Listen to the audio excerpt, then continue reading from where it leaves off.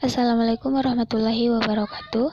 Kami dari kelompok 4 akan mempresentasikan hasil diskusi kami mata kuliah pengantar fisika modern dengan materi transformasi Lorentz dan dinamika relativistik. Kami beranggotakan 2 orang. Yang pertama Lydia Tamba dengan NIM 19231029 dan yang kedua adalah saya sendiri Rita Sari Fatimah NIM 19231040. Nah, materi yang pertama adalah transformasi Lorentz. Transformasi ini pertama kali ditemukan oleh fisikawan Belanda yang bernama Hendrik Anton Lorentz. Transformasi ini merupakan revisi dari transformasi Galileo. Hal-hal yang menurut Lorentz tidak benar pada transformasi Galileo adalah: yang pertama, transformasi Galileo T dan V tidak cocok dengan postulat Einstein. Yang kedua adalah transformasi Galileo hanya berlaku untuk V rendah. Selanjutnya adalah transformasi Lorentz 1, di mana transformasi Galileo waktu ditambah kecepatan tidak cocok dengan kedua postulat Einstein atau gagal. Transformasi Galileo hanya berlaku untuk V rendah, sedangkan untuk V tinggi tidak berlaku. Perlu ada transformasi lain yang taat dua postulat Einstein dan cocok dengan hasil eksperimen. Di samping ini adalah gambar dari transformasi Lorentz. Adapun rumus transformasi Lorentz yaitu X aksen sama dengan X dikurang Pi T per akar dari 1 dikurang Pi pangkat 2 per C pangkat 2, Y aksen sama dengan Y, Z aksen sama dengan Z, T aksen sama dengan T dikurang Pi X per C pangkat 2 per akar dari 1 dikurang Pi pangkat 2 per C pangkat 2. Transformasi balik Lorentz yaitu kebalikan dari transformasi Lorentz. Transformasi Lorentz 2, di mana beta sama dengan pi per c, gamma sama dengan 1 per akar dari 1 dikurang pi pangkat 2 per c pangkat 2. X aksen sama dengan gamma dibuka kurung X dikurang beta c t tutup kurung. Y aksen sama dengan Y, Z aksen sama dengan Z. T aksen sama dengan gamma buka kurung T dikurang beta X per c buka kurung tutup kurung. Pastinya gamma lebih besar sama dengan 1. Nah, akibat-akibat transformasi Lorentz 1, yang pertama adalah relativitas simultan. Jika dua peristiwa terjadi pada waktu yang sama dalam kerangka S, tetapi pada kedudukan yang berbeda, maka dua peristiwa tersebut tidak terjadi pada waktu yang sama di kerangka S aksen. Jika TA sama dengan TB, maka peristiwa-peristiwa yang disimultan pada salah satu sistem inersial, maka tidak simultan di kerangka inersial yang lain. Di mana TA aksen sama dengan TB aksen ditambah gamma pi per C pangkat 2 buka kurung XB kurang XA tutup kurung. Yang kedua adalah kontraksi panjang Lorentz. Misalkan sebuah batang diam pada sumbu X aksen di kerangka inersia S aksen. Salah satu ujungnya di titik asal X aksen sama dengan 0 dan ujung lainnya di L aksen, sehingga panjangnya di kerangka S aksen adalah L aksen. Berapa panjang batang tersebut diukur dari kerangka S? Karena batang bergerak terhadap kerangka S, maka pada saat T sama dengan 0, ujung kiri batang X sama dengan 0, sedangkan pada ujung kanan X sama dengan L aksen per Y per gamma, sehingga panjang batang dalam kerangka S adalah L sama dengan L aksen per gamma sama dengan L sama dengan L aksen akar dari 1 dikurang U pangkat 2 per C pangkat 2 sama dengan L0 akar dari 1 dikurang U pangkat 2 per C pangkat 2. Karena gamma selalu lebih besar atau sama 1, maka suatu objek yang bergerak selalu lebih pendek karena faktor gamma dari panjang objek dalam sistem di mana objek tersebut dalam keadaan diam. Pengerutan panjang Lorentz ini hanya berlaku sepanjang arah gerak. Kontraksi panjang Lorentz, di mana pesawat yang bergerak dengan kecepatan tinggi untuk berbagai kecepatan. Yang pertama, Pi sama dengan 10% C, yang kedua Pi sama dengan 80% C, yang ketiga Pi sama dengan 99% C, dan yang keempat adalah Pi sama dengan 99,9% C. Akibat-akibat transformasi Lorentz 2, yang pertama adalah dilatasi waktu. Misalkan, jam pada kerangka S aksen menunjukkan interval waktu T aksen, atau untuk mudahnya, jam tersebut berdetak dari T aksen sama dengan 0 sampai T aksen sama dengan T aksen. Berapa lama interval waktu ini diukur dalam kerangka S? Karena mulainya pada saat T sama dengan 0 dan berakhirnya saat T aksen sama dengan T aksen pada X aksen sama dengan 0, maka T sama dengan gamma T aksen. Artinya, jam yang berdetak lebih lambat. T sama dengan gamma T aksen. T sama dengan gamma T aksen sama dengan T0 per akar dari 1 dikurang U pangkat 2 per C pangkat 2. Akibat yang kedua adalah penjumlahan kecepatan. Misalkan suatu partikel bergerak pada arah X dengan laju Px aksen terhadap S aksen, berapakah laju U terhadap S? Partikel tersebut menempuh jarak delta X sama dengan gamma buka kurung delta X aksen ditambah U delta T aksen. Dalam selang waktu, delta T sama dengan gamma delta T aksen ditambah U per C pangkat 2 delta X aksen.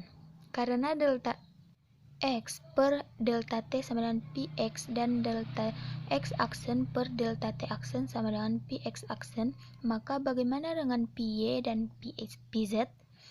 Diturunkan Px sama dengan Px aksen ditambah U per 1 ditambah Px aksen U per C pangkat 2. Contoh 1. Kontraksi panjang.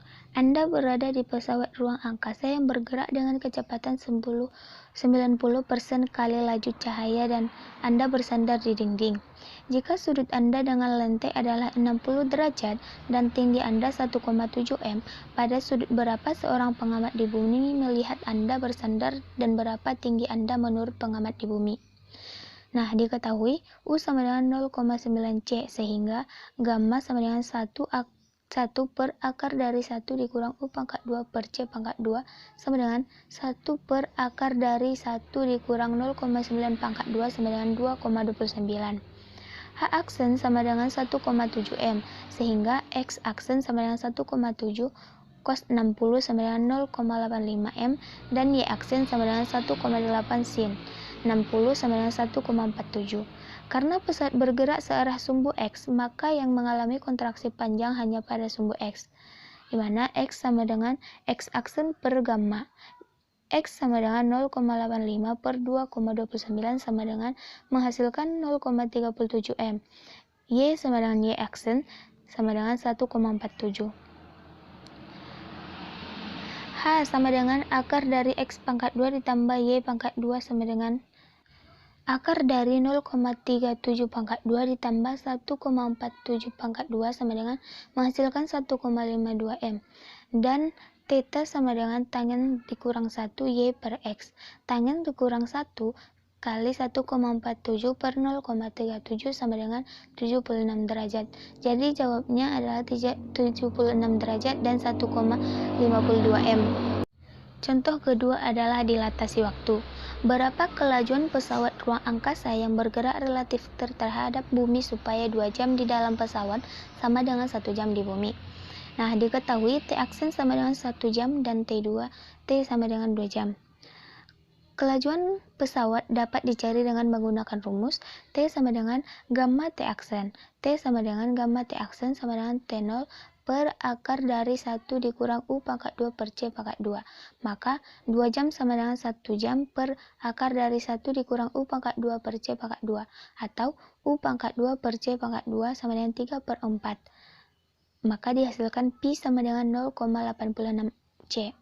Contoh ketiga adalah penjumlahan kecepatan Lorentz. Pada tahun 2300, segerombolan penjahat melarikan diri dengan menggunakan mobil super cepat dengan laju 3/4 C. Polisi mengejar dengan mobilnya dengan laju 1/2 C, dan polisi menembakkan peluru ke arah penjahat dengan laju 1/3 C, relatif terhadap pistol.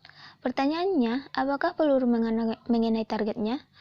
Yang pertama menurut Galileo, yang kedua menurut Einstein, di mana P3G sama dengan 1/2 C, PBP sama dengan 1/3 C, dan POG sama dengan 3/4 C, di mana P3G sama dengan laju polisi terhadap tanah, PBP sama dengan laju peluru terhadap polisi, dan POG sama dengan laju penjahat terhadap tanah. Solusi 3A, transformasi kecepatan Galileo. Untuk menentukan apakah penjahat tertembak atau tidak, kita harus mencari kecepatan peluru terhadap tanah atau PBG dan membandingkannya dengan kecepatan penjahat terhadap tanah atau POG. Dalam transformasi Galileo, masing-masing kecepatan tinggal dijumlahkan saja, di mana PBG sama dengan PBP ditambah PPG, yaitu PBG sama dengan 1/3C ditambah 1/2C sama dengan 5/6C, sehingga 5/6C lebih besar dari 3/4C, atau hukum telah ditegakkan. Nah, solusi untuk 3B transformasi kecepatan Lorentz atau Einstein. Karena kecepatan tiga benda ini sangat tinggi, maka kecepatan harus ditambahkan secara relativistik. Tambahkan kecepatan polisi dengan kecepatan peluru menjadi UX sama dengan UX aksen ditambah P per 1 ditambah UX aksen P per C pangkat 2. PBG sama dengan PBP tambah PPG per 1 ditambah PBP PPG per C pangkat 2, di mana PBG sama dengan 1/3C ditambah 1/2C per 1 ditambah buka kurung 1/3C tutup kurung buka kurung 1/2C per C pangkat 2 sama dengan menghasilkan 5/7C. 5/7C lebih kecil dibandingkan 3/4C, maka perlu mobil polisi yang lebih canggih lagi. Selanjutnya adalah materi yang kedua, dinamika relativistik. Bagaimana efek relativistik terhadap besaran-besaran dinamika beserta rumusannya dan hukum-hukum kekekalan, apakah berubah atau tetap? Besaran dinamika klasik dibandingkan dengan besaran dinamika relativistik. Yang pertama, pada besaran dinamika klasik, massa M, momentum P sama dengan MP, energi kinetik sama dengan K sama dengan MP pangkat 2/2.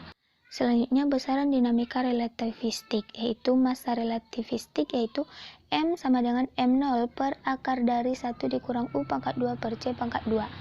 Momentum relativistik, P sama dengan M0 Pi per akar dari 1 dikurang U pangkat 2 per C pangkat 2. Energi kinetik relativistik, yaitu K sama dengan MC pangkat 2 dikurang M0 C pangkat 2. Energi relativistik total partikel sama dengan E sama dengan MC pangkat 2 sama dengan K ditambah M0 C pangkat 2. Hubungan antara momentum energi sama dengan E pangkat 2 sama dengan P pangkat 2 C pangkat 2 ditambah buka kurung M0 C pangkat 2 tutup kurung pangkat 2.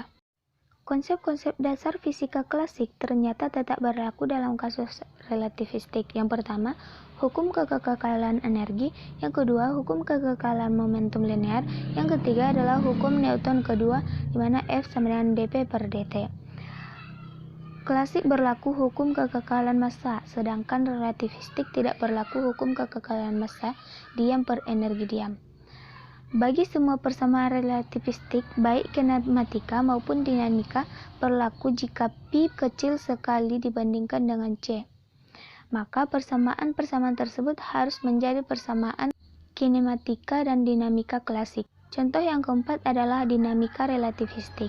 Carilah kecepatan dan momentum sebuah elektron dengan energi kinetik 10,0 MeV, di mana M0 C pangkat 2 sama dengan 0,511 MeV. Diketahui K sama dengan 10 MeV dapat dihitung dengan E sama dengan K ditambah M0 C pangkat 2 sama dengan 10 ditambah 0,511 MeV sama dengan 10,511 MeV. Sehingga M sama dengan E per C pangkat 2 sama dengan 10,5 MeV per C pangkat 2. Dari M sama dengan M0 per akar dari 1 dikurang U pangkat 2 per C pangkat 2.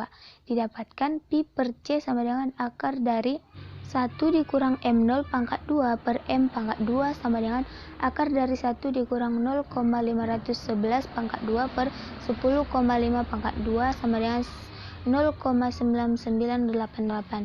Pi maka dihasilkan Pi sama dengan 0,9988 C.